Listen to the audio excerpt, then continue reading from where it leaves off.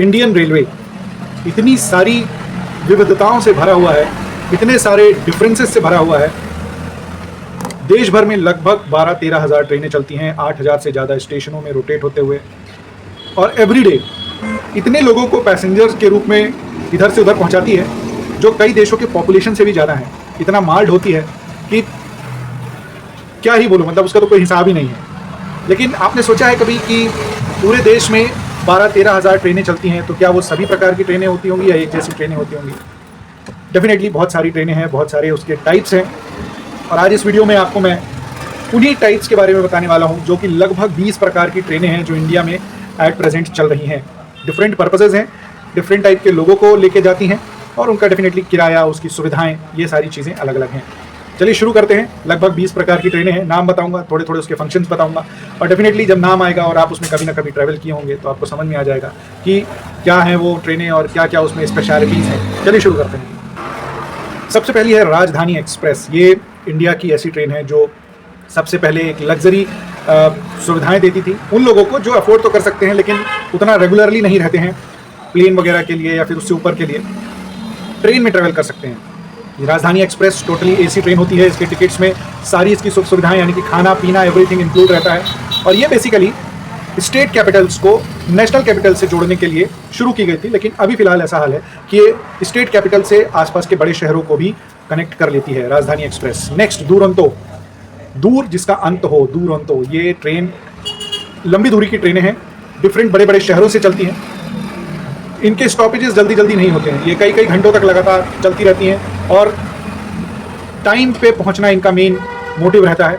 और लंबी दूरी के लिए ट्रेन चलाई जाती है, कम से कम 1000, 1200, 1500 किलोमीटर तक के लिए चलाई जाती हैं, और ये जल्दी इनका स्टॉपेजेस नहीं होता है। नेक्स्ट शताब्दी। शताब्दी ट्रेन इज़ ऐसी ट्रेन बोल सकते हैं जिसका नया वर्जन अब वंदे भारत आ गया है। शताब्दी ट्रेन सिंगल डे ट्रेन होती थी। ये 400-500 किलोमीटर तक के सफ़र के लिए होती थी, जो कि सुबह चलती थी, दोपहर तक एक डेस्टिनेशन में पहुंची और वापस दोपहर को उसी डेस्टिनेशन से चल के रात तक मेन अपने ओरिजिन डेस्टिनेशन तक आ जाती थी। तो इसका एक अपडेटेड वर्जन आजकल वंदे भारत चल रहा है, लेकिन जब तक वंदे भारत नहीं था तब तक शताब्दी था। शताब्दी ट्रेन में भी chair car, executive chair car की फैसिलिटी रहती है और फुल्ली एसी रहती है ट्रेन। उसके बाद इसमें मील्स वगैरह के लिए भी जो भी चार्जेस हैं वो इसके टिकट्स में इंक्लूड रहते हैं। ओके, अब जो ट्रेन मैं बता रहा हूँ वो अब यूजली बहुत कम ही देखने मिलती है, या फिर इसको तोड़ तोड़ के चलाया जाता है। मैं बात कर रहा हूँ मेल ट्रेन के लिए। मेल ट्रेन बेसिकली तब ज़्यादा चलती थी जब बहुत ज़्यादा क्वांटिटी में पार्सल्स होते थे, और तब ये ट्रेन पूरी की पूरी चलती थी। अब ऐसा नहीं है कि पार्सल नहीं होते हैं, अभी भी होते हैं, लेकिन उन पार्सल्स को अब एक एक दो ट्रेन के डिब्बे में अटैच करके डिफरेंट ट्रेन के साथ जोड़ के अलग अलग डेस्टिनेशन में पहुँचाया जाता है। लेकिन अभी भी कहीं कहीं से होता है इतना पार्सल कि ये पूरी पूरी एक ट्रेन चलाई जाती है, पूरी तरीके से पैक रहती है और वन डेस्टिनेशन से अदर डेस्टिनेशन के लिए होती है। 7th नंबर है लोकल ट्रेन का। लोकल ट्रेन यूजली एक बड़ी सिटी में ही चलती हैं, जैसे मुंबई हो गई, चेन्नई हो गई, दिल्ली हो गई।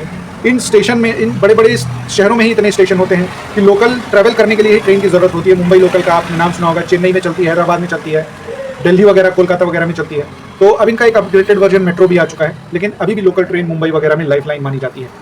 Okay, mountain trains. Mountain trains ऐसी ट्रेन हो जाती हैं जो डेफिनेटली हेरिटेज ज़्यादा इनको रखा जाता है, और ये साइट सीइंग के लिए ज़्यादा रहती हैं। कालका से शिमला हो गया, दार्जिलिंग में चलती है ये ट्रेनें। बेसिकली ये ब्रॉड गेज नहीं होती है, मीटर गेज में चलती हैं, और नज़ारे दिखाने के लिए स्पेशली इनको यूज़ किया जाता है। हेरिटेज ट्रेन बोलते हैं, कई तो हेरिटेज ट्रेन है। Next intercity train. किसी भी स्टेट में बड़े सिटीज़ को जोड़ने के लिए जो ट्रेनें चलती हैं उनको इंटरसिटी ट्रेन बोला जाता है। मैं एमपी की बात करूँ, मैं मध्य प्रदेश में रहता हूँ, तो इंदौर से भोपाल इंटरसिटी चलती है, और उसके बाद जबलपुर से रीवा के लिए इंटरसिटी चलती है। तो बड़े बड़े शहर होते हैं जहाँ पे अच्छी खासी पॉपुलेशन होती है, और ये थ्रू आउट ट्रैवल करते हैं 400-500 किलोमीटर तक के लिए। सिंगल डे की इसकी ऑक्यूपेंसी होती है, उसी दिन जाना उसी दिन आना। ये इंटरसिटी ट्रेन कहलाते हैं। जन शताब्दी ट्रेन। शताब्दी ट्रेन का एक लोअर वर्जन है जन शताब्दी ट्रेन, जिसमें आपको AC as well as general seating, without AC और जनरल भी मिल जाते हैं। जन शताब्दी ट्रेन उनके लिए होती है जिनको स्पीड चाहिए, जिनको टाइम पे पहुंचना है, लेकिन यस वो अफोर्ड नहीं कर सकते हैं हाई लेवल की टिकट्स एसी वगैरह की, तो वो नॉर्मल चेयर में जो एसी नहीं है उसमें भी बैठ सकते हैं, जनरल में बैठ के भी जा सकते हैं। एटलीस्ट वो टाइम से अपनी डेस्टिनेशन में पहुंच जाएं। इसमें ऑन बोर्ड केटरिंग होती है, ऑन ऑर्डर केटरिंग होती है। आप अगर लेना चाहें तो ठीक है, ऑर्डर करके ले सकते हैं, उन लोग आते हैं वो दे देते हैं। कई कई ट्रेनों में तो पेंट्री कार भी होता है। संपर्क क्रांति ट्रेन। संपर्क क्रांति ये अगेन लंबी दूरी की स्टेट कैपिटल से नेशनल कैपिटल को जोड़ने वाली ट्रेनें होती हैं। संपर्क क्रांति सारी सुख सुविधाओं से लैस होती है, एसी ट्रेन होती है। इसमें एसी डब्बे भी होते हैं और नॉन एसी डब्बे भी होते हैं। संपर्क क्रांति ट्रेन यूजली एक स्टेट में एक मिली होती है, जैसे एमपी में जबलपुर को मिली है, छत्तीसगढ़ में दुर्ग को मिली हुई है, तो एक स्टेट में एक रहती है। नेक्स्ट गरीब रथ ट्रेन लालू जी की निकाली हुई थी। गरीब रथ ट्रेन बेसिकली उनके लिए होती है जो जिनका सपना होता है कि भाई हम एसी ट्रेन में ट्रैवल करें, लेकिन पैसे थोड़ा कम होते हैं, तो ये कम पैसे में एसी का सफ़र का मज़ा देती है। और ये यूजली अगेन लंबी दूरी के लिए चलाई जाती है, जिसमें और ये ट्रेन ऐसी होती है कि ज़्यादा से ज़्यादा भरी होती है। डेफिनेटली अब कम पैसों में अच्छी सुविधाएं मिलने का मौका रहेगा, तो क्यों ही कोई छोड़ेगा।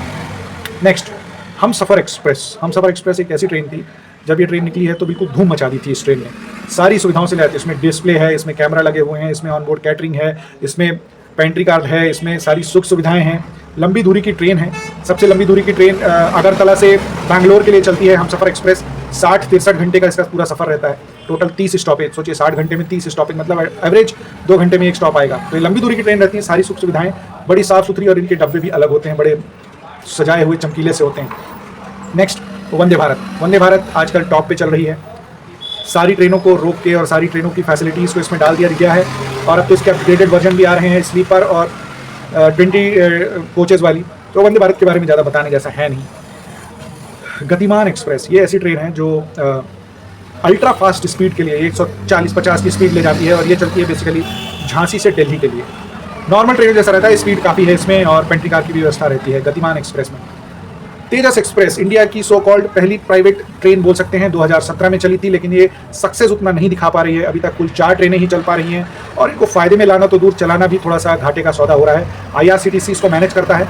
मोस्ट प्रॉब्ली ये फ्यूचर में शायद देखने ना मिले, क्योंकि रेलवे का ऑपरेशन इतना आसान होता नहीं है, इसलिए ये 4 से ज़्यादा बढ़ नहीं पाई हैं अभी तक, और हो सकता है आगे भी ना बढ़े। इसको कन्वर्ट कर दिया जाए नॉर्मल दूसरी ट्रेनों में।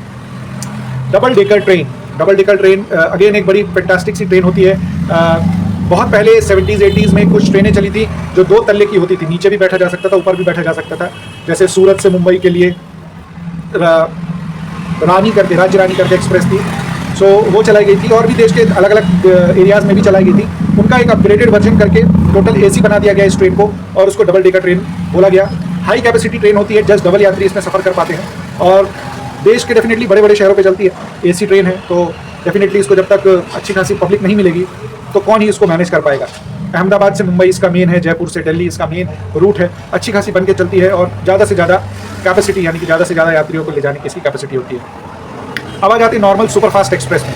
सुपरफास्ट एक्सप्रेस ऐसी ट्रेनें होती हैं जो डेफिनेटली कम से कम 1-2 घंटे की दूरी में चलती हैं, स्टॉपेजेस इसके ज़्यादा नहीं होते हैं, और रहते लंबी दूरी की ट्रेन ही है, लेकिन बहुत फास्ट चलती हैं। इनका किराया कंपैरेटिवली नॉर्मल ट्रेन से ज़्यादा रहता है। इसमें general, sleeper, AC, third AC, second AC, first AC सारी सुविधाएं रहती है, कंपोजिट रहती है, और ये लंबी दूरी के लिए ट्रेन ज़्यादातर चलती हैं।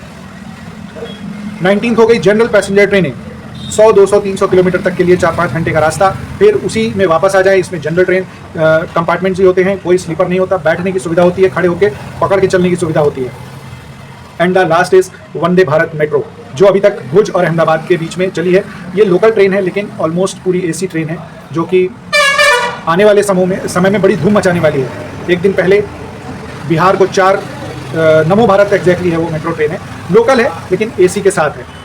तो ये थी पूरी लगभग 20 प्रकार की ट्रेनें जो इंडिया में ट्रैवल करती हैं। आपको किसी और ट्रेनों की जानकारी हो तो कमेंट में ज़रूर बताइए।